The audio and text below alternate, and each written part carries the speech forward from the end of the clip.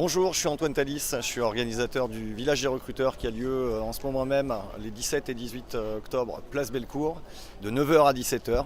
Donc si vous cherchez un emploi, on en a 5000 à pourvoir. Alors dans quel secteur vous recrutez et est-ce qu'il y a des secteurs en particulier qui sont pourfendeurs d'offres d'emploi? Alors les secteurs d'activité, ils sont larges. Aujourd'hui, on a 100 acteurs de l'emploi, dont plus de 60 entreprises, plus de 20 agences d'emploi, qui elles-mêmes représentent quelques centaines d'entreprises, sur tout type de postes, CDI, CDD, intérim, alternance et stage. Donc 5000 offres d'emploi, on a un peu moins de 10% d'offres de cadre. Et après, on a évidemment la moyenne des postes aujourd'hui, ça va être Bac+2. Est-ce qu'on peut dire que la conjoncture est bonne au vu des postes qui sont proposés aujourd'hui? Bah, Nous, on est en contact avec énormément d'entreprises. Alors, toutes ne sont pas là, évidemment, parce qu'il faut qu'elles puissent se libérer ce jour-là. Dans tous les cas, aujourd'hui, nous, on a toutes les entreprises avec qui on est en contact, à savoir des grands groupes ou des belles PME régionales, recrutent. Alors, peut-être pas à l'instant T pour certaines, en tout cas, toutes celles qui sont là, elles recrutent à l'instant T. Mais toutes celles qu'on a en contact recrutent à un moment donné ou à un autre. Quel conseil vous avez envie de donner aux jeunes ou aux moins jeunes qui viennent ici à ce village pour réussir comment on appelle ça? C'est un entretien? C'est un premier entretien ou un contact aujourd'hui et jeudi? Alors, là, on est sur un premier contact. Ils passent un entretien entre guillemets de pré-embauche. C'est-à-dire qu'ils seront de toute façon amenés à passer un deuxième entretien. Il y a des exceptions, notamment sur des postes en intérim, pour le coup, sur des missions qui peuvent démarrer dès la semaine prochaine, des missions que ce soit de une semaine ou un mois. Déjà, la première étape, c'est d'aller voir le site levillagerecruteur.com pour aller repérer parmi les 5000 offres celles qui pourraient éventuellement intéresser le candidat. Deuxième étape, c'est évidemment de venir avec son CV imprimé en multi-exemplaires. Encore une fois, on a 100 acteurs, donc ne pas hésiter à l'imprimer en 20 exemplaires. On est là 2 jours, donc de venir dès aujourd'hui et pourquoi pas même revenir demain pour voir les autres entreprises que les personnes n'auraient pas eu le temps de voir avant.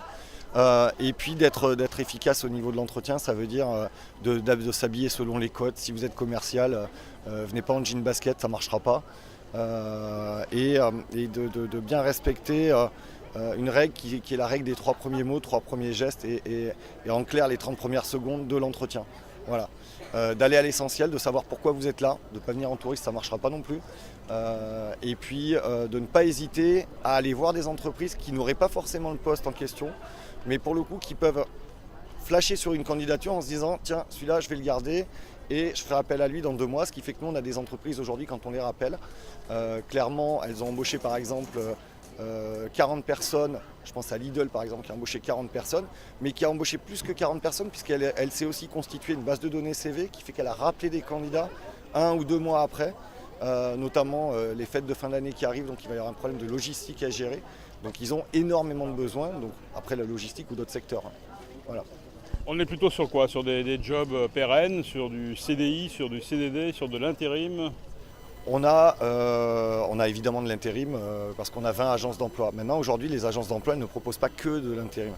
On a énormément de CDD et on a aussi plus de CDI que ce qu'on pensait. Je n'ai pas les proportions, il faudra que je regarde plus en détail. Mais quoi qu'il en soit, le CDI aujourd'hui n'est pas un frein.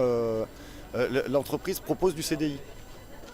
Est-ce que les auto-entrepreneurs peuvent trouver quelque chose ici? Les auto-entrepreneurs, on a une entreprise qui s'appelle Efficity. Qui permet de lancer sa propre agence immobilière, voilà, et de faire partie d'un groupe qui s'appelle Efficity. Donc vous allez rejoindre une équipe régionale avec un coach qui va vous aider en fait dans tout le montage. Donc il y a aussi la possibilité de lancer sa propre activité. Il y a aussi ITG qui est là au niveau du portage salarial, qui est quelque chose qui est très sympa parce que ça permet en fait de créer son activité sans prendre de risques. Aujourd'hui, on sait très bien que lancer une activité, on va dire qu'il y en a 80% qui tombent à l'eau avant la fin de l'année. Donc là, ça permet de lancer son activité tout en restant salarié et de pouvoir démarrer sereinement, sans avoir la pression du chiffre d'affaires.